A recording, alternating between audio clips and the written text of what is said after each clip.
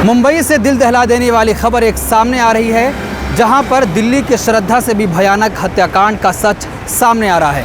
आपको बता दें कि महाराष्ट्र के रहने वाले मनोज साहनी ने अपने लिव इन पार्टनर की गला दबाकर हत्या कर दी है। पिछले कई सालों से वो दोनों साथ रहा करते थे, लेकिन पिछले कुछ महीनों से उनके बीच विवाद चल रहा था, जिसकी वजह से मनोज साहनी ने इस घटना को अंजाम दिया है।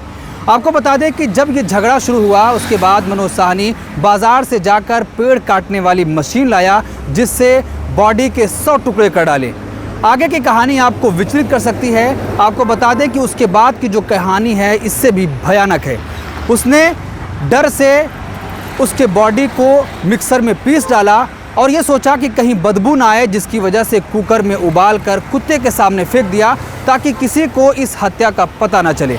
लेकिन पड़ोसियों को जब बदबू आनी शुरू हुई तो पुलिस को बताया गया। पुलिस मौके पर पहुंचकर मनोज साहनी को गिरफ्तार कर ली है।